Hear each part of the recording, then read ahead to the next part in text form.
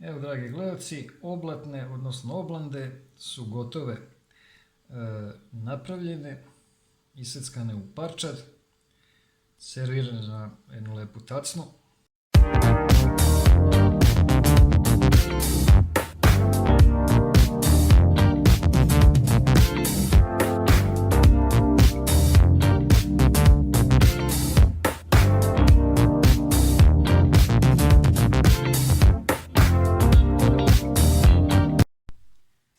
Dobar dan, poštovani prijatelji.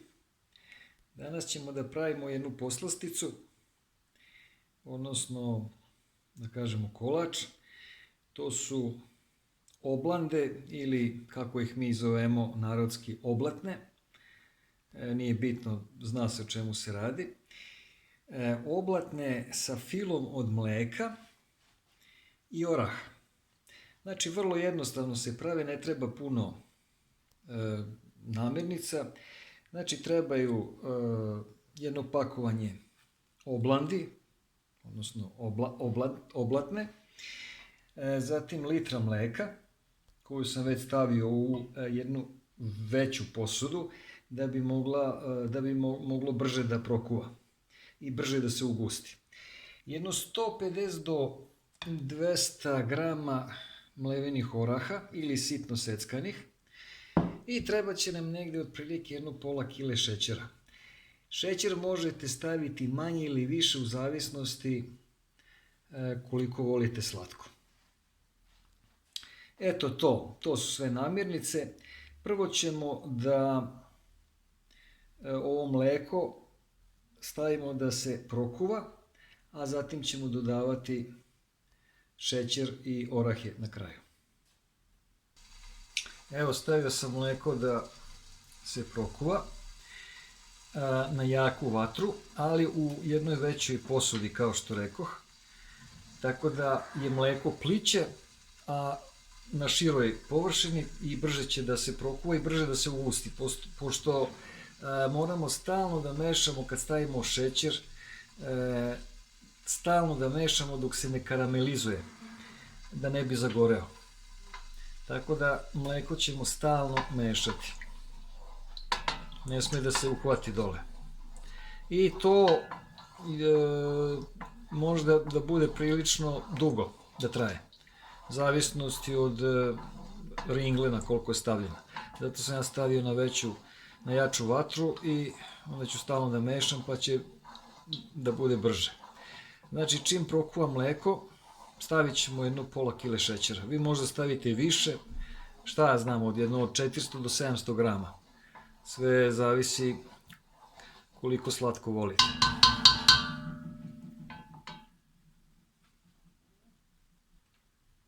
Evo, mleko samo što nije provrilo i sada ću da ubacim šećer.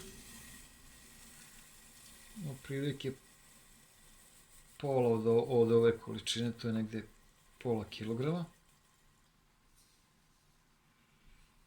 Još malo. Tako, to je dovoljno. I sad stalno mešanje.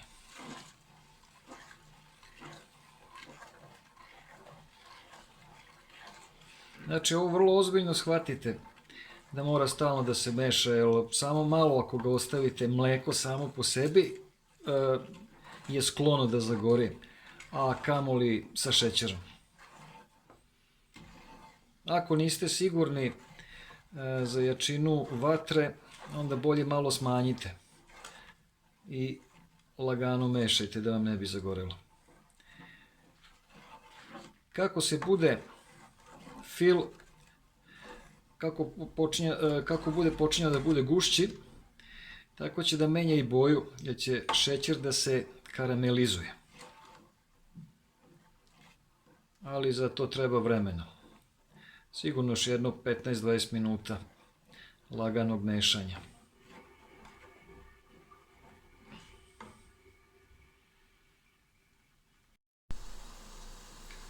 Evo, mleko je prilično ukuvalo i promenilo boju. Znači, šećer se karamelizovao. Nivo mleka je bio negdje do ovde. Pogledajte kako se sad spustio.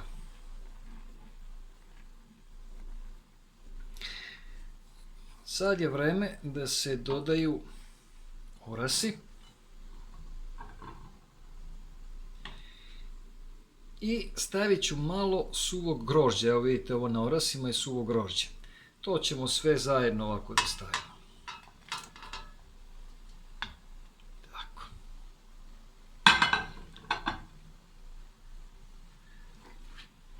I sad lepo mešamo. Sad neko će se pitati zašto nisam stavio margarin ili puter.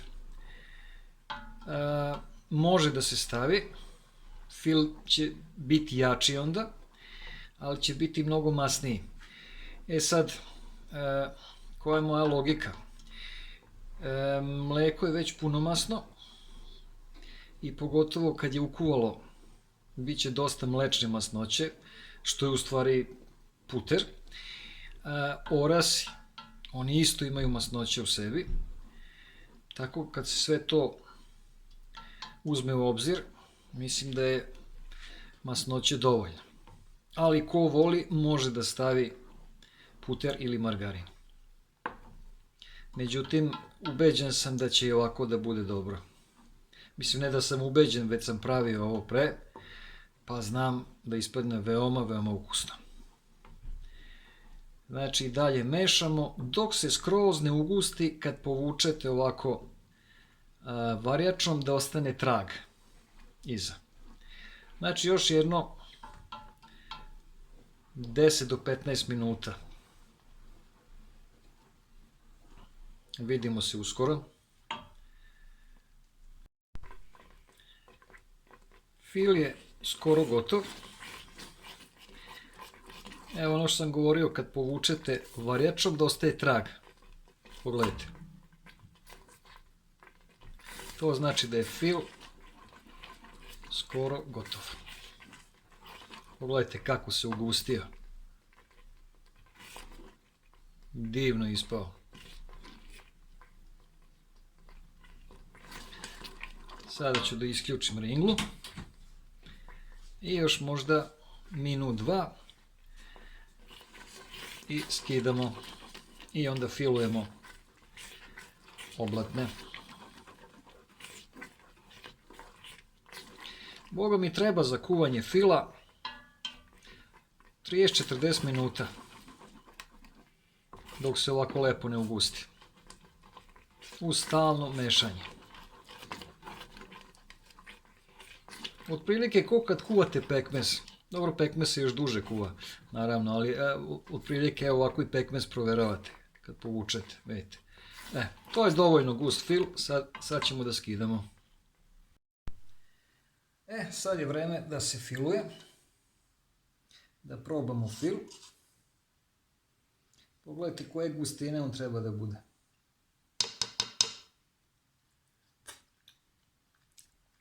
Fantazija. Fil je fantazija. Može ga na lebac mazati, ko Eurokrem. Sada filujemo. Ovako stavimo jedno par kašika.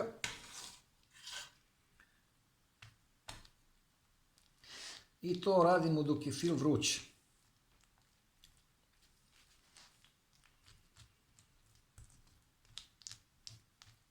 I lepo razmažemo. Detaljno.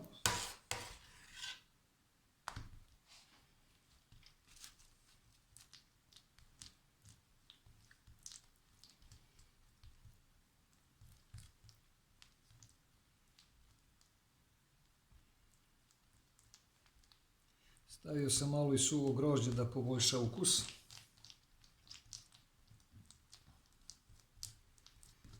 Verujte mi na reč, fil je ekstra ukusan.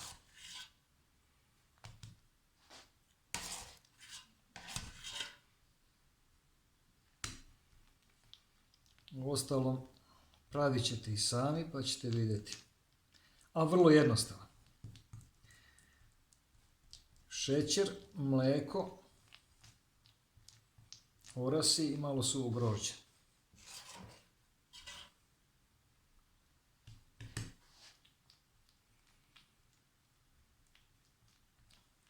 I to vam je, kad napravite, ukusnije od bilo kojih napolitanki. Da kažem, ajde, to su domaće napolitanke.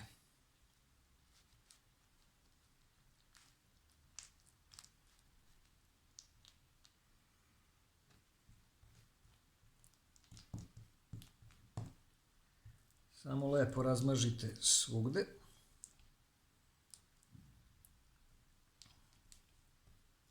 Pa će kore da upiju.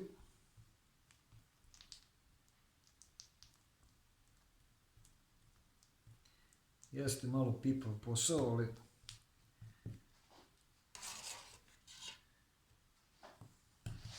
će biti lepa poslastica.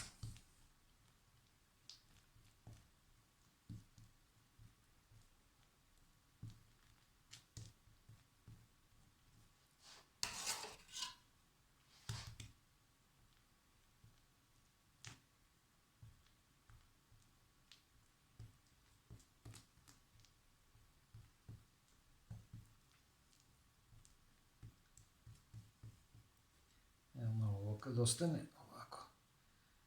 Prosto možete, nije problem. Evo sad smo razmazali prvu koru. I sada stavljamo od gore. Ovako, malo pritisnemo.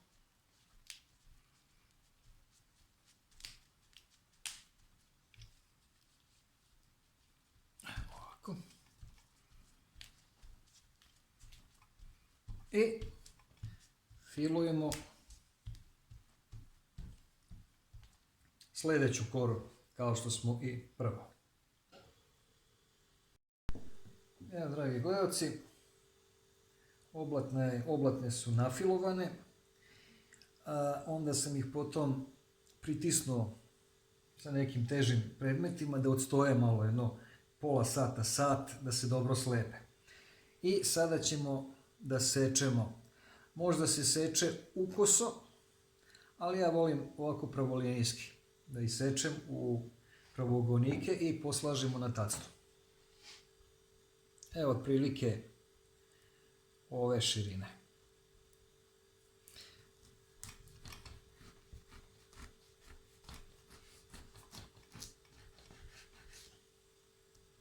Morate paziti da se ne razmrve, jer su još meke. I otprilike na ovu dužinu sečemo parčad.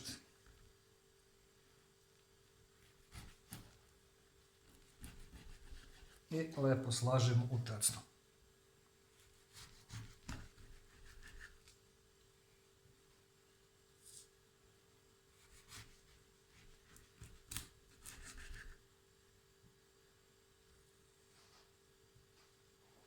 I tako sad uradimo i sljedeći red. Najbolje na dasci da sečete.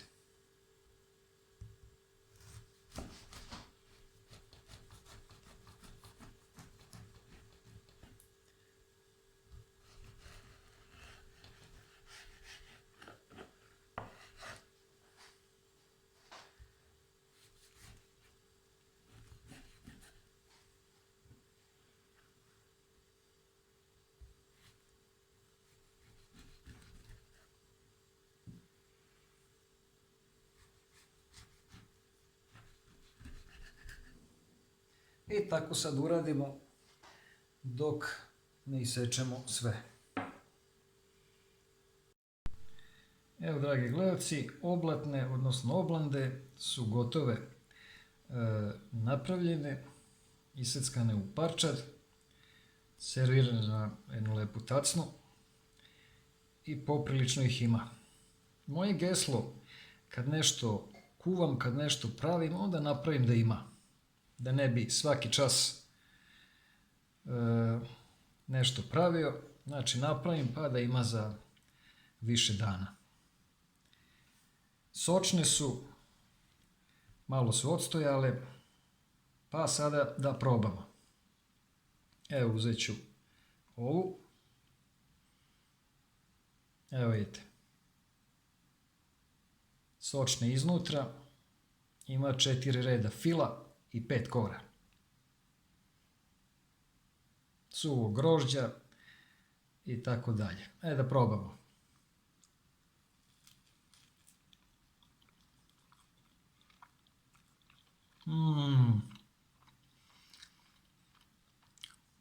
Vrlo, vrlo lepo i slasno. Slatko, lepše od keksa. Lepše od napolitanke. A moram još jedan zalogaj. Fantastično. Nije što sam ja pravio, stvarno ukusno. Evo, dragi gledalci, probajte sami napraviti na ovaj način. Vidjet ćete da je veoma, veoma ukusno. Možda stoji nekoliko dana, možda stoji 5-6 dana sigurno, a najbolje je poslije dan, dva kad odstoji. Sad je još sveže. Kad odstoji u frižideru, na hladnom, par dana, onda je najlepše. Ako vam se ovaj video svideo, lajkujte, delite i prijavite se na moj kanal i vidimo se nekom sljedećom prilikom. Prijatno!